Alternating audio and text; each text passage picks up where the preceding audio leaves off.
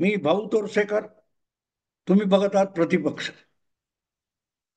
मित्रांनो, ऑपरेशन सिंदूर नंतर म्हणजे त्यात काय तो युद्धविराम वगैरे झाल्यानंतर भारतामध्ये जे काही नेहमीच पक्षीय राजकारण सुरू झालेलं आहे, त्यामध्ये अनेक पक्षांची अक्षरशः चड्डी सुटायची वेळ आली. आणि त्याचं कारण असं की हे ऑपरेशन सिंदूर किंवा पहलगामच्या हल्ल्याला उत्तर म्हणून जी कठोर कारवाई मोदी सरकारने सुरू केली होती, त्यामध्ये मोदी सरकारची भूमिका पूर्णपणे राष्ट्रीय होती. आणि त्यात राजकारण होऊ नये याच्यासाठी पराकाष्ठेचे प्रयत्न मोदी सरकारकडून किंवा भाजपकडून झाले होते. पण ज्यांना भाजपच्या प्रत्येक कृतीमध्ये आणि कारवाईमध्ये फक्त दोष शोधायचे आहेत, त्यांना कधी एकदा युद्ध संपतं आणि आपण मोदी आणि भाजपला टार्गेट करतो याचीच ओढ लागली होती. आणि म्हणूनच युद्धविराम झाल्यानंतर किंवा युद्धविराम होत असल्याच्या बातम्या आल्यानंतर तात्काळ भाजप आणि मोदी सरकार याच्यावर असे विरोधक तुटून पडले होते. त्यात सगळे विरोधी पक्ष, इंडिया आघाडीतले पक्ष किंवा प्रामुख्याने काँग्रेस होता. राहुल गांधी तर असतातच. म्हणून आपली विमानं पाकिस्तानने किती पाडली ते सांगा, असा प्रश्न त्यांनी विचारला. संसदेचं विशेष अधिवेशन बोलवा अशी मागणी केली. आणि हे सगळं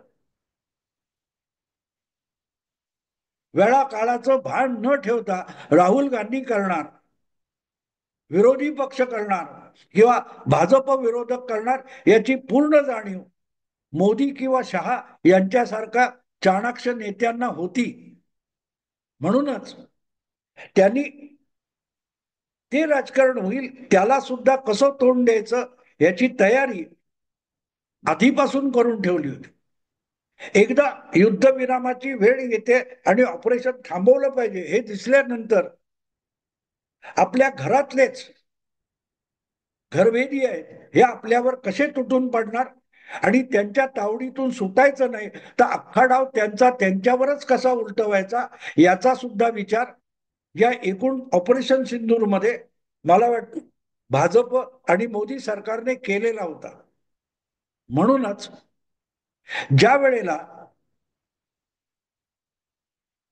युद्धविरामाची वेळ आली आणि हे आरोप विरोध सुरू झाले, तेव्हा त्यांची तोंड गप्प करायची आणि जगाचं तोंड गप्प करायलाच सर्व पक्षीय म्हणून आम्ही कसे एक आहोत अशी चाल खेळायची हे मोदी सरकारने आधीच ठरवलेलं होतं.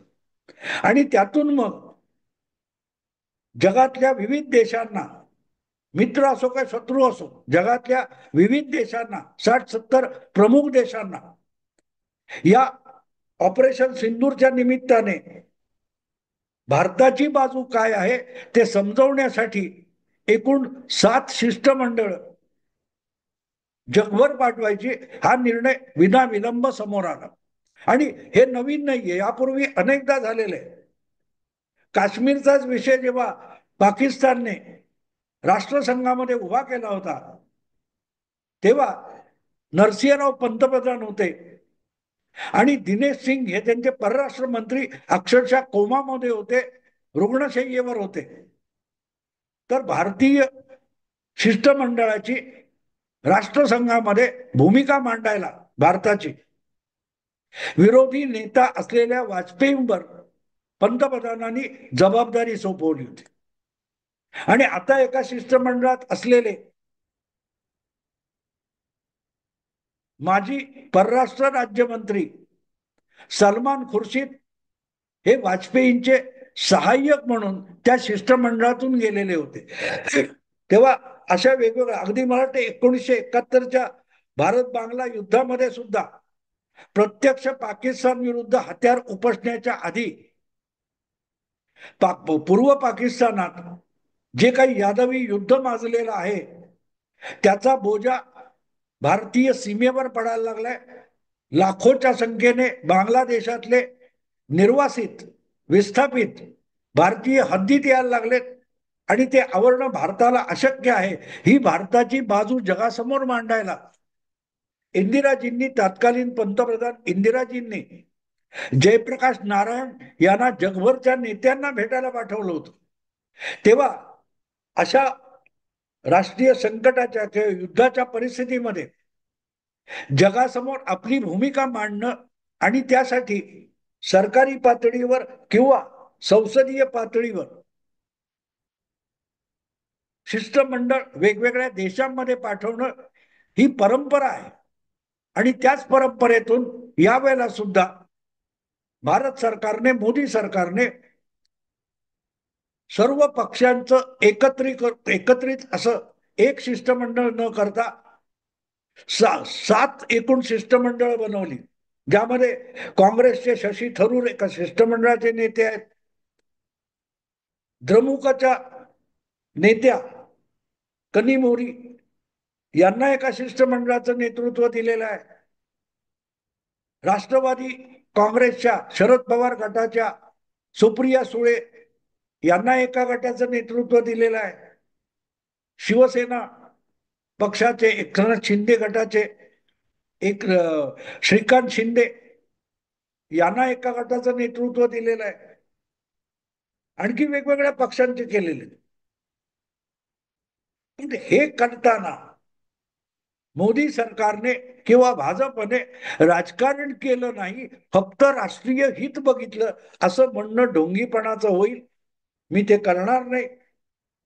जितका विरोधी पक्षांनी मोदी सरकार विरोधात किंवा भाजप विरोधात राजकीय डावपेच इतक्या विपरीत परिस्थितीत सुद्धा डावपेच खेळलेले आहेत, त्याला उत्तर द्यायचं तर भाजपला किंवा मोदी सरकारला सुद्धा राजकीय डावपेच खेळणं आवश्यक होतं.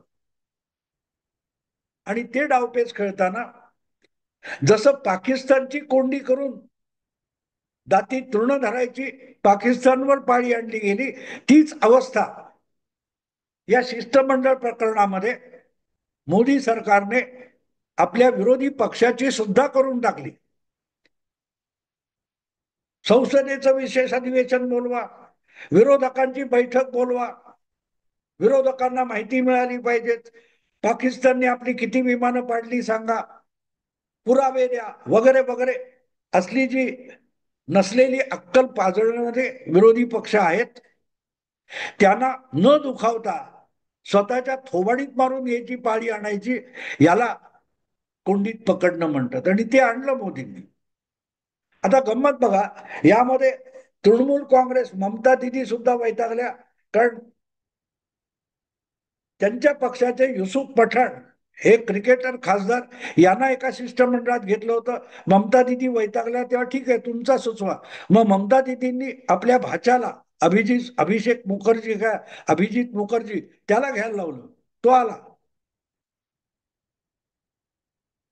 आपल्यापेक्षा शिंदे गटाचे खासदार कमी आहेत आणि तरी त्यांचा शिष्टमंडळात समावेश केला. नवे एका शिष्टमंडळाचं नेतृत्व एकनाथ शिंदे यांच्या सुपुत्राला दिलं, श्रीकांत शिंदेला दिलं. म्हणून संजय राऊत यांनी हातपाय किती आपटले हे सांगण्याची गरज नाही, पण ते त्यांनी हातपाय आपटावेत, ममता दिदींनी हातपाय आपटावेत, हीच तर अपेक्षा होती. हीच तर अपेक्षा होती. ही संकट देशावर आलंय, पण तरीही हे आपल्या क्षुल्लक राजकारणासाठी देश हितावर सुद्धा निखारे ठेवू शकतात हे दाखवायचं होतं. त्याच्यासाठी किती शांतपणे कुठचंही अवाक्षर न बोलता भाजप, मोदी, शहा यांनी डाव खेळलाय तुम्हाला दिसेल. असाउद्दीन ओवैसी सुद्धा मोदी सरकारच्या समर्थनासाठी उभा राहतो, शिष्टमंडळात सहभागी होतो. आणि ममता दिदी त्याच्यापेक्षाही आपण कट्टर मुस्लिम असल्याचं दाखवण्यासाठी शिष्टमंडळाला विरोध करायला पुढे येतात. यात ममता दिदींनी स्वतःचाच मुखवटा फाडून टाकला. उबाटा शिवसेनेचे नेते संजय राऊत यांनी आपल्या हिंदुत्वाचा मुखवटा फाडून टाकला.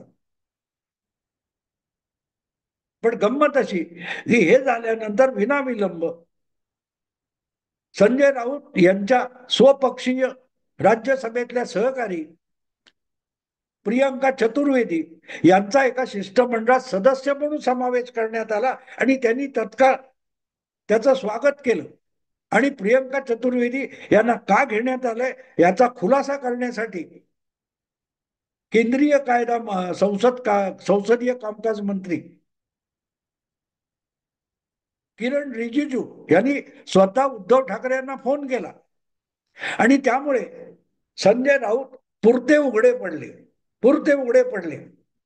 अर्थात संसदीय शिवसेना उबाठा पक्षामध्ये ज्येष्ठ मला वाटते खासदार संजय राऊतच आहेत, पण त्यांची कुठेही वर्णी लागली नाही हे त्यांचं दुःख आहे.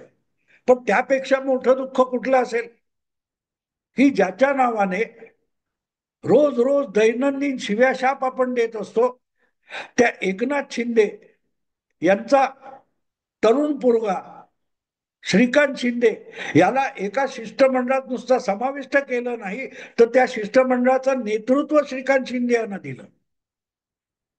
आणि शिंदेचा श्रीकांत नावारूपाला येताना एकदम आंतरराष्ट्रीय पातळीवर चमकत असताना उबाठा शिवसेनेत मात्र आकांत माजला. कारण जे प्रारंभिक याची जमवाजमव सुरू झाली शिष्टमंडळाची, त्यात उबाठा शिवसेनेच्या कोणाचाही समावेश नव्हता.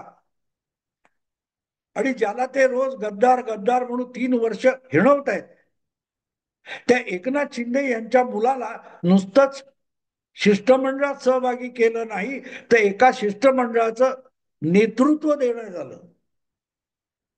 थोडक्यात उद्धव ठाकरे आणि संजय राऊत यांना मिरच्या झोंबाव्यात हीच मोदी शहांची आणि भाजपची अपेक्षा होती. आपल्याला कधी केंद्रीय मंत्रिमंडळात महत्वाचं खातं मिळालं नाही म्हणून हे रडत राहिले. आणि त्यासाठी सरळ सरळ आपल्याला चांगलं खातं द्या ही मागणी करण्यापेक्षा आडमुठेपणा करायचा, हिणवून बोलायचं, ब्लॅकमेल करायचं, अडवणूक करायची, हे डावपेच खेळत गेल्यामुळे त्यांना कुठलंही महत्वाचं पद देण्याचं सतत भाजपने आणि प्रामुख्याने मोदी सरकारने टाळलं.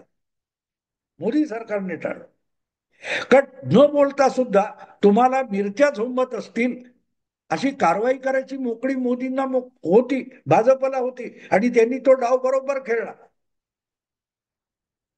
ज्या शिवसेनेचं भविष्य आपल्या नातवाकडे असावं असं खुद्द बाळासाहेबांना वाटायचं, आणि त्यांनी आपल्या अखेरच्या भाषणामध्ये शिवाजी पार्कात ते बोलून दाखवलेलं होतं.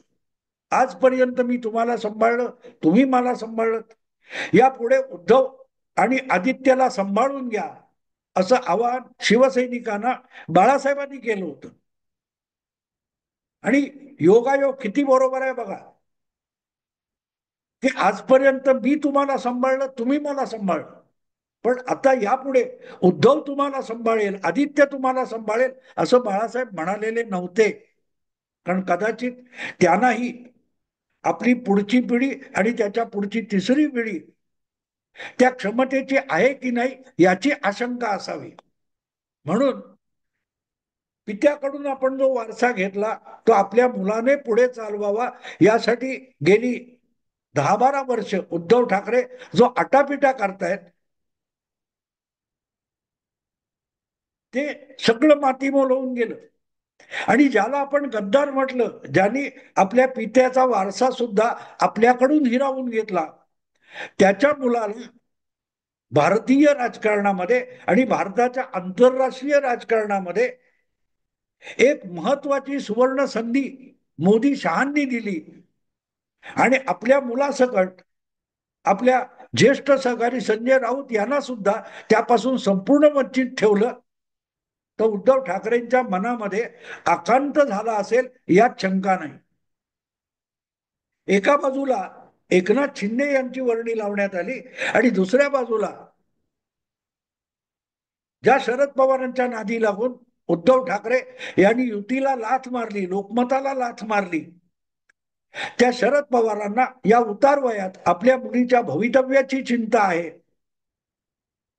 त्या सुप्रिया सुळेंना पहिल्यांदा अतिशय महत्वाचं असं केंद्रीय राजकारणातलं एक अधिकारपद देण्यात आलं. एका शिष्टमंडळाचं नेतृत्व सुप्रियाताईंकडे सोपवण्यात आलं. ही आणखीन एक मिरची आहे की जी उद्धव ठाकरे आणि उभाटा शिवसेनेला झोंबणारी होती.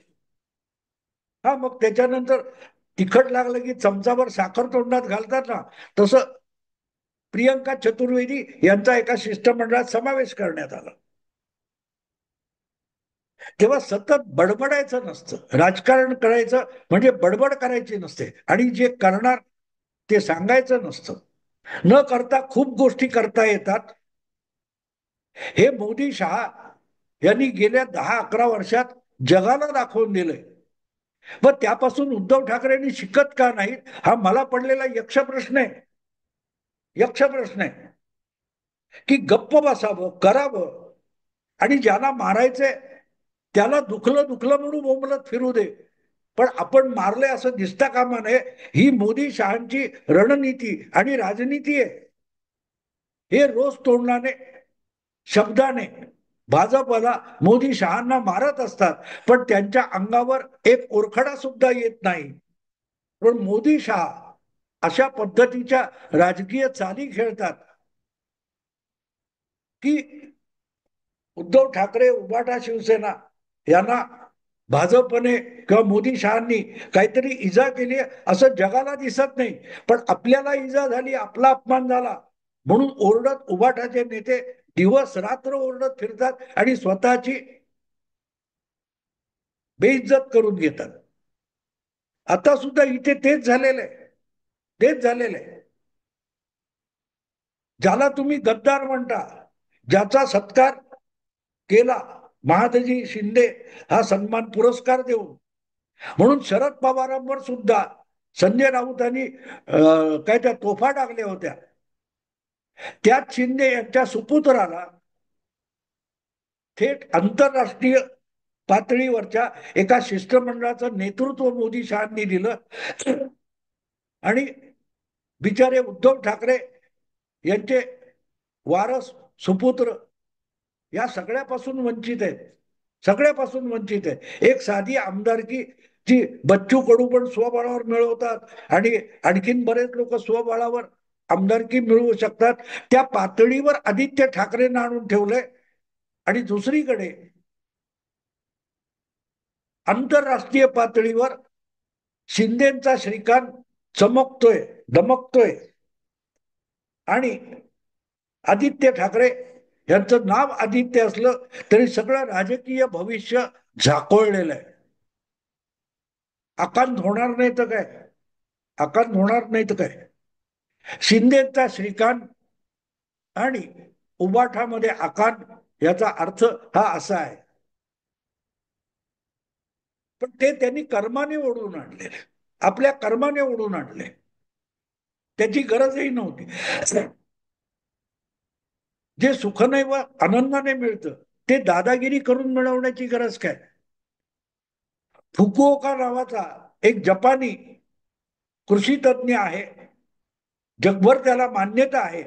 त्याचं एक फार सुंदर वाक्य आहे, प्रेयसीवर बलात्कार करायचा नसतो, मैत्रिणीवर बलात्कार करायचा नसतो. उद्धव ठाकरे, संजय राऊत आणि उबाठा शिवसेनेच्या नेत्यांना फुकुओकाच्या म्हणण्याचा अर्थ ज्या दिवशी कळेल त्या दिवशीपासून त्यांच्या उज्ज्वल भवितव्याची सुरुवात होऊ शकेल. मित्रांनो, आता इथेच थांबतो. आवडलं लाईक करा, शेअर करा आणि प्रतिपक्षाला सबस्क्राईब करा. नमस्कार.